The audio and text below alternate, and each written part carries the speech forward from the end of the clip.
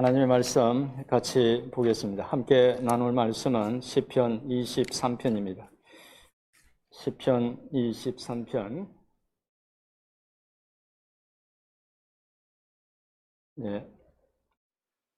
제가 받들어 읽겠습니다.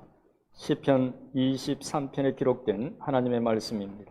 여호와는 나의 목자시니 내게 부족함이 없으리로다. 그가 나를 푸른 풀밭에 누이시며 실만한 물가로 인도하시는도다. 내 영혼을 소생시키시고 자기 이름을 위하여 의의 길로 인도하시는도다. 내가 사망의 음침한 골짜기로 다닐지라도 해를 두려워하지 않을 것은 주께서 나와 함께 하심이라. 주의 지팡이와 막대기가 나를 안위하시나이다. 주께서 내 원수의 목전에서 내게 상을 차려주시고 기름을 내 머리에 부으셨으니 내 잔이 넘치나이다. 내 평생의 선하심과 같이 읽겠습니다. 내 평생의 선하심과 인자하심이 반드시 나를 따르리니 내가 여호와의 집에 영원히 살리로다. 아멘. 아멘. 잠깐 기도하겠습니다. 은혜로우신 아버지 하나님 감사합니다. 부족한 저희들에게 늘 넘치는 은혜를 베풀어 주셨음에도 감사하지 못하고 살아왔던 것들, 이 시간 회개하며 주의 말씀 앞에 섭니다. 하나님, 말씀을 통해 주님 만나게 하시고 또 눌린 마음들, 영혼들 주님 주시는 그 힘과 능력으로 또 회복되는 귀한 은혜가 있기를 원합니다. 주님 함께해 주시옵소서. 예수님의 이름으로 기도드립니다. 요즘 저희 교회 성도님들 중에 여러 가지 어려운 문제로 힘들어 하시는 분들이 많아서 오늘은 힘든 시간을 겪고 있는 신자들이 많이 묵상하고 암송하면서 큰 위로를 얻는 시편 23편을 나누면서 말씀을 통해서 주시는 위로와 교훈을 생각해 보도록 하겠습니다. 말씀을 준비하면서 발견한 아주 역설적인 것은 성도들이 그 모든 것들이 풍족할 때, 그래서 정말 아무것도 부족함이 없을 때 이 고백을 하면서 하나님의 은혜에 감사하는 것이 아니라 이상하게도 아무것도 없을 때, 모든 것이 부족할 때 여호와는 나의 목자시니 내가 부족함이 없으리라고 그렇게 고백하면서 위로를 얻는다는 것입니다. 푸른 초장 실만한 물가가 아니라 사망의 엄침한 골짜기와 같은 그런 일들을 만나서 해를 받고 있을 때, 두려움을 느끼고 있을 때 이 시편의 말씀을 통해서 위로를 얻는다는 것이죠. 모든 것이 충족된 안전하고 편안한 상황이 아니라 그런 어려운 상황에서 이 시편의 말씀이 특별히 은혜가 되는 이유는 아마도 이 시편이 우리가 섬기는 그 은혜로우신 하나님의 모습을 너무 잘 그려내고 있어서 이 말씀을 묵상하면 금방이라도 그 은혜로우신 하나님이 우리 곁에 오셔서 우리 형편처지를 헤아리시고 초장에 양을 돌보시고 또 지켜주실 것이란 그런 어떤 기대감, 그런 바람이 있어서가 아닐까 싶습니다. 어려운 상황에 처한 신자들이 이 말씀을 또 자주 묵상하는 또 다른 이유는 이 시편의 저자가 여호와 하나님을 목자 삼고 살아가면서 누렸던 모든 상황을 초월한 심령의 평안과 만족을 묵상하는 자신도, 그 사람도 좀 누릴 수 있기를 기대하기 때문이라는 생각이 들기도 합니다. 오늘 시편 말씀을 보기 전에 먼저 시편을 볼 때에 생각해야 할 기본적이면서 중요한 한 가지를 말씀드리겠습니다. 성경에는 여러 장르의 글들이 있고 또 하나의 책 속에 여러 장르의 글들이 섞여 있기도 합니다. 역사적인 사건을 서술하는 글 속에 계약서 형태의 글이 나타나기도 하고 또 시가 나타나기도 하고 왕이 내린 공문서들과 예언의 글들이 등장하기도 합니다. 성경을 읽을 때는 이런 장르들을 생각하면서 읽어야 하는데 특히 시편을 읽을 때는 더욱 그래야 합니다. 시라는 것은 일반 산문과는 다른 면이 많습니다. 기본적으로 시라는 것은 표현하기 어려운 그런 어떤 미묘한 감정을 여러 가지 문학적 기법을 사용해서 압축된 언어로 표현하는 문학 양식입니다. 사용하는 압축된 말들은 심상을 그려내면서 전체적으로 한 폭의 그림처럼 시인이 전달하고 싶은 느낌이나 생각들을 전달합니다. 그래서 시는 지나치게 분석하지 말고 시각, 청각과 같은 오감을 사용해서 그 시가 그려내는 이미지를 상상하면서 읽어야 합니다. 시편 23편도 그렇게 읽어야 합니다. 이제 시편 23편의 내용을 이해하는데 필요한 부분을 간략하게 설명하면서 전체적인 내용을 잠시 살펴보도록 하겠습니다. 먼저 1절, 2절입니다. 우리 1, 2절 말씀 다시 한번 같이 읽어볼까요? 예, 시작. 내게 부족함이 없으리로다. 그가 나를 푸른 풀밭에 누이시며 실만한 물가로 인도하시는도다. 내 영혼을 소생시키시고 자기 이름을 위하여 의의 길로 인도하시는도다. 아멘. 말씀을 읽으면 아마 푸른 초장에 많은 양떼를 거느린 그 목자와 그 양무리 또 그 속에 있는 우리 자신의 모습이 마음속에 이렇게 그려지고 또 양이 좋은 목자를 만나서 안전하게 또 보호를 받으면서 풍족하게 먹고 또 풍요롭게 사는 평화롭게 사는 모습을 보는 듯 할 것입니다. 2절 말씀에서 부족함이 없다. 부족함이 없다는 말은 단지 물질적으로 풍족하다는 그런 부족함이 없다는 그런 의미가 아닙니다. 오직 여호와 한 분이면 여호와 한 분, 그분 한 분이면 충분하겠다는 의미입니다. 그분 한 분만 있으면 삶에 아쉬운 것이 없겠다는, 충분히 만족스럽겠다는 의미입니다. 목자가 되신 하나님의 보호와 인도로 하나님을 믿고 따르는 이들의 영과 육의 평안을 잘 묘사하고 있습니다. 이제 4절입니다. 4절 말씀 우리 같이 한번 또 읽어보겠습니다. 시작. 그냥 골짜기라도 해를 두려워하지 않을 것은 주께서 나와 함께 하심이라. 주의 지팡이가 막대기가 나를 안위하시나이다. 예. 아멘. 이제 시편의 저자는 주님이 목자가 되어서 함께 계시면서 지켜주시기 때문에 비록 사망이 덮치는 것 같은 어려운 상황을 지날지라도 이제 두려움이 없다고 고백합니다. 그런데 4절에서 말하고 있는 주의 지팡이와 막대기는 목자들이 양을 지키고 인도할 때 쓰는 도구들입니다. 목자가 그것들을 이용해서 사나운 짐승으로부터 양을 지켜주고 또 위험한 곳으로 가면 끌어들여서 안전한 곳으로 이끌어주는데 하나님이 당신의 백성인 양들을 그렇게 세심하게 잘 돌봐주신다는 그런 의미입니다. 그런데 4절에는 좀 특별한 것이 있습니다. 우리말에는 없지만 원문을 보면, 영어로는 또 그렇게 잘 번역이 되어 있는데 원문을 보면 인칭의 변화가 생깁니다. 인칭의 변화가 원문을 보면 4절부터는 하나님에 대한 인칭이 3인칭 he에서 2인칭 you로 바뀌어집니다. 4절부터 더 가까운, 4절부터는 이제 3인칭에서 2인칭으로 더 가까운 인칭을 사용함으로써 하나님을 우리 곁에 더 가까이 계신 분으로 그렇게 묘사하고 있습니다. 아마 시편의 저자가 여호와 하나님을 의지하고 살아가면서 깨달은 것으로 특별히 사망의 음침한 골짜기를 지날 때 하나님께서 더 가까이 계신다는 것을 은유적으로 표현하고 있는 것 같습니다. 이제 마지막 5절과 6절입니다. 5절, 6절 같이 읽어보도록 하겠습니다. 시작. 내 원수의 목전에서 내게 상을 차려주시고 기름을 내 머리에 부으셨으니 내 잔이 넘치나이다. 내 평생의 선하심과 인자하심이 반드시 나를 따르리니 내가 여호와의 집에 영원히 살리로다. 아멘. 5절에서는 주님께서 양처럼 돌보던 그 시편의 저자를 이제 원수의 목전에서 식탁에 초대하고 또 환대하는 그 상황을 묘사함으로써 최후의 승리와 또 잔치 또 높임을 연상하는 그렇게 묘사하고 있습니다. 그리고 마지막 6절은 시편의 저자가 그런 은혜를 베푸신 여호와 하나님의 선하심과 인자하심이 늘 자신과 함께 할 것이기 때문에 자신은 영원히 여호와의 집에 살게 될 것이라고 고백하는 것으로 마무리됩니다. 이 마지막 말씀에서 시편의 저자가 이미 여호와의 집에 있는 듯한 느낌을 주고 있습니다. 이상에서 이제 간단하게 시편 23편의 내용을 살펴봤는데 말씀드린 내용을 이렇게 생각하면서 이 시를 이해하고 생각하면서 읽으시면 또 묵상하시면 훨씬 더 많은 도움이 되리라는 생각이 듭니다. 우선 다윗이 여호와 하나님을 자신의 목자 삼고 누렸던 진정한 평안과 만족이 성도 여러분들에게도 있기를 축원드립니다. 네. 그런데 시편 23편을 기록한 배경을 보면 엄청난 반전이 있습니다.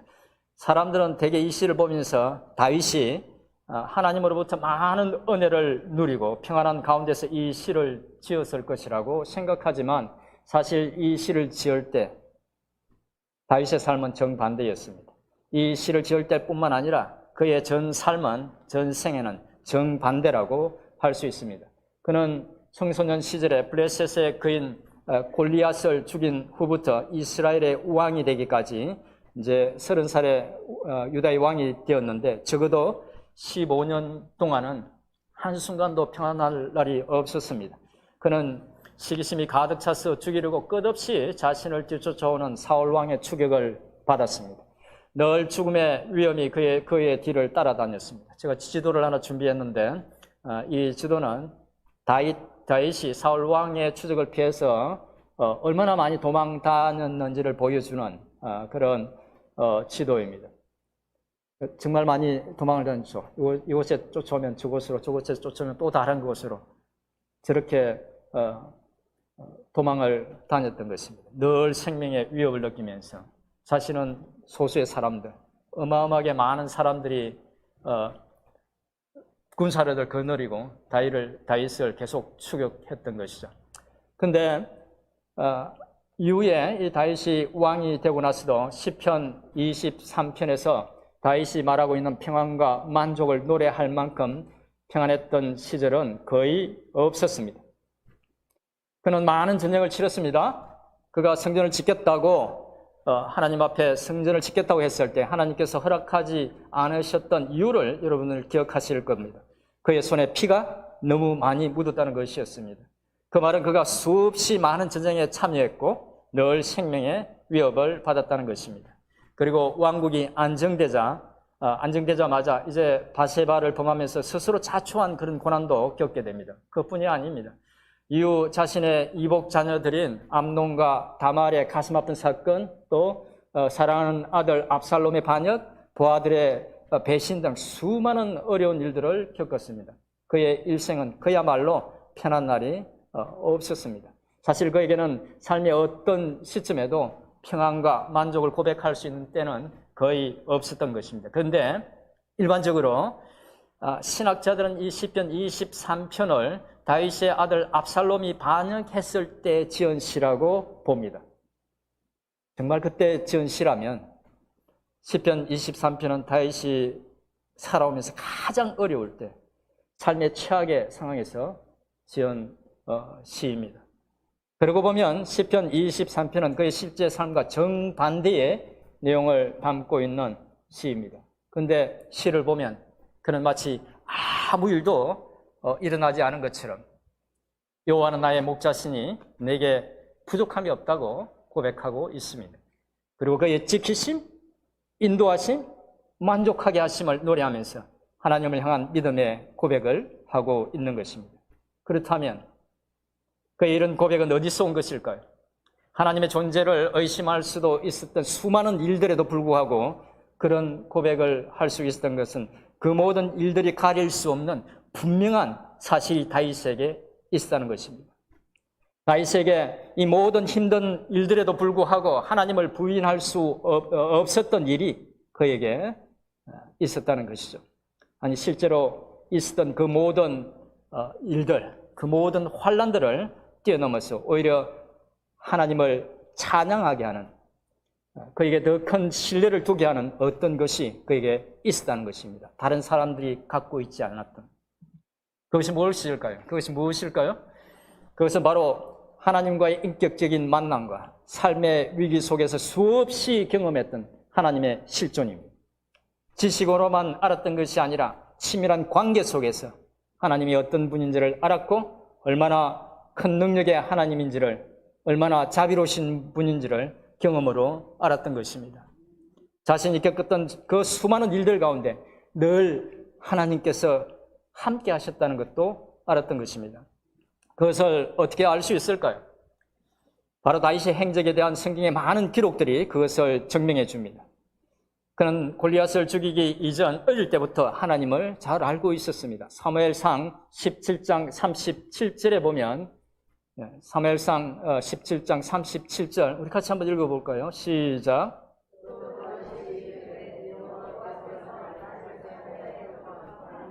곰의 발톱에서 건져내셨은적 나를 이 블레셋 사람의 손에서도 건져내시리이다. 아멘. 골리앗을 죽이기 이전부터 이미 그는 하나님의 함께 하심과 도우심을 경험하면서 살고 있었던 것입니다. 다윗은 전체 시편 150편 중에 이런 세 편의 시편을 기록하면서 그 시편들을 통해서 하나님의 은혜와 사랑을 노래했고 또 하나님으로부터 영감으로 들었던 많은 말씀들을 기록했습니다. 그가 누구보다 하나님을 잘 알았고 친밀한 관계였다는 증거입니다. 하나님께서 당신의 마음에 합한 자라고 하실 만큼 그는 하나님과 가까운, 하나님을 잘 아는 사람이었던 것입니다. 그래서 그 많은 어려운 일들을 겪었음에도 그는 하나님에 대한 변하지 않는 신뢰를 가질 수 있었던 것입니다. 사망의 음침한 골짜기 같은 일들조차도 그 하나님의 존재를 의심할 수 없게 했던 것입니다. 그래서 그는 여호와는 나의 목자시니 내가 부족함이 없다고 그렇게 고백할 수 있었던 것입니다. 여호와 하나님에 대한 절대적인 신뢰 때문에 그는 그 모든 것이 불안정한 가운데서 만족할 수 있었고 평안할 수 있었던 것입니다. 그래서 아마 그의 아들 솔로몬은 인생으로서 누릴 수 있는 거의 모든 것을 다 누리고도 인생의 허물을 이야기했지만 다윗은 그 모든 어려움 속에서도 만족과 평안을 노래할 수 있었던 것 같습니다. 그런 면에서 보면 이 시편 23편은 여호와 하나님을 아는 사람으로서 하나님의 신실하심과 은혜로우심에 대한 믿음의 고백이었고 그 확신에 근거한 심령의 평강과 만족의 표현이라고 할 수 있습니다. 특별히 저는 오늘 시편 23편을 묵상하면서 다윗이 여호와 하나님에 대한 절대적인 신뢰를 표현하는 가운데 인생의 환난에 대한 두려움뿐만 아니라 삶과 죽음의 경계조차 뛰어넘고 있다는 생각이 들었습니다. 여호와 하나님을 향한 믿음으로 다윗 왕은 이미 삶과 죽음의 문제를 초월해 버린 것처럼 보인다는 것입니다. 어떤 면에서 보면 다윗은 비록 이 땅에 살고 있었지만 이미 영원한 삶을 시작한 그런 사람이었던 것입니다. 우리에게 필요한 믿음이 바로 이런 믿음이 아닐까 생각이 듭니다. 그런데 그렇게 다윗이 나의 목자라고 고백하며 절대적인 그런 신뢰를 두었던 여호와 하나님은 감사하게도 약속하신 대로 우리 가운데 당신의 독생자 예수를 보내주셔서 우리의 참 목자, 선한 목자가 되게 하셨습니다. 그렇게 오신 우리 주님은 요한복음 10장 14절, 15절에서 이렇게 말씀하셨습니다. 같이 읽어볼까요? 나는 선한 목자라. 나는 내 양을 알고 양도 나를 아는 것이 아버지께서 나를 아시고 내가 아버지를 아는 것 같으니 나는 양을 위하여 목숨을 버리노라. 아멘. 또 그렇게 오신 예수님은 놀랍게도 다윗이 시편 23편을 통해서 노래했던 바로 그 참 평안을 우리에게 주시겠다고 말씀하십니다. 요한복음 14장 27절 말씀 우리 같이 한번 읽어보겠습니다. 시작. 곧 나의 평안을 너희에게 주노라. 내가 너희에게 주는 것은 세상이 주는 것과 같이 아니하리라. 너희는 마음에 근심하지도 말고 두려워하지도 말라. 아멘. 그리고 예수님은 말씀하신 대로 기꺼이 자신을 우리의 대속물로 내어주시면서 당신의 양들을 영원한 사망의 늪에서 건져내 주셨습니다. 뿐만 아니라 약속하신 대로 사망의 엄침한 골짜기들이 곳곳에 도사리고 있는 그 양들의 인생 여정 가운데 성령으로 함께 하시면서 지금도 그들의 영혼을 지키고 또 인도하고 계십니다. 다윗이 찬양했던 여호와 하나님의 모습이 우리 가운데 오신 우리 주 예수 그리스도 속에 그대로 났던 것입니다. 그러면 다윗이 그 모든 어려운 인생 여정 가운데 기록한 이 주옥 같은 시편은 지금처럼 어려운 시절을 살아가는 우리에게 주는 교훈은 무엇일까요? 이미 잘 아시겠지만 가장 중요한 교훈은 다윗이 나의 목자라고 고백한 여호와 하나님을 우리도 믿음으로 바라봐야 한다는 것입니다. 그리고 그렇게 하나님을 바라볼 때에 세상에 그 어떤 것도 줄 수 없는 절대적인 평안과 만족을 누릴 수 있는 것입니다. 이 말은 곧 이 땅에 참 목자로 오신 성자 하나님 예수 그리스도를 바라봐야 한다는 말씀이기도 합니다. 예수 그리스도를 바라볼 때 다윗과 동일한 그런 은혜를 누릴 수 있다는 것입니다. 이제 말씀을 정리하겠습니다. 오늘은 다윗이 아들 압살롬이 반역을 일으켜서 자신을 죽이려고 올 때 인생의 가장 큰 위기와 아픔을 겪을 때에 지어서 불렀던 시편 23편의 말씀을 우리가 같이 나누었습니다. 그는 그 고통의 순간에 하나님의 신실하심을 기억하고 찬양했습니다. 그리고 그의 찬양을 통해서 얻을 수 있는 교훈은 신자가 어떤 고난을 지나든 고난의 시간, 고통의 시간을 살아내는 원리는 같다는 것입니다. 그것은 바로 다윗이 오늘 시편을 통해서 노래했던 목자 되신 우리 하나님을 바라봐야 한다는 것입니다. 그는 만왕의 왕, 만유의 주이십니다. 오직 그분만이 이 모든 문제를 해결할 수 있고 오직 그분만이 우리의 참된 피난처가 될 수 있습니다. 하나님만 바라봄으로 그리고 그것을 통해서 오직 하나님이 주실 수 있는 절대적인 평안 가운데 모든 어려운 상황을 믿음으로 든든히 이겨나가는 우리 모두가 될 수 있기를 주님의 이름으로 축원드립니다. 네. 이 시간 말씀을 생각하면서 한 2, 3분 정도 통성으로 기도하겠습니다. 살아계신 은혜로우신 아버지 하나님 감사합니다. 하나님 아버지 그물가지밖에 없는 부족한 어리석은 저희를 주님 은혜의 품에 품어주시고 돌봐주시고 당신의 양으로 삼아주시고 인도해주시고 지켜주시는 은혜 감사합니다. 주님의 그 은혜를 생각할 때마다 얼마나 감사합니다. 하나님 아버지 저들이 하나님의 은혜를 기억하게 하옵소서. 하나님의 위대하심을 기억하게 하옵소서. 하나님의 선하심과 인자하심을 기억하게 하옵소서.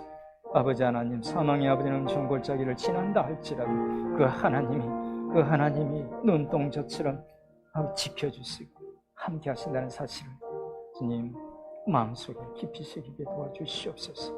주님 아버지 하나님 함께 해주시옵소서.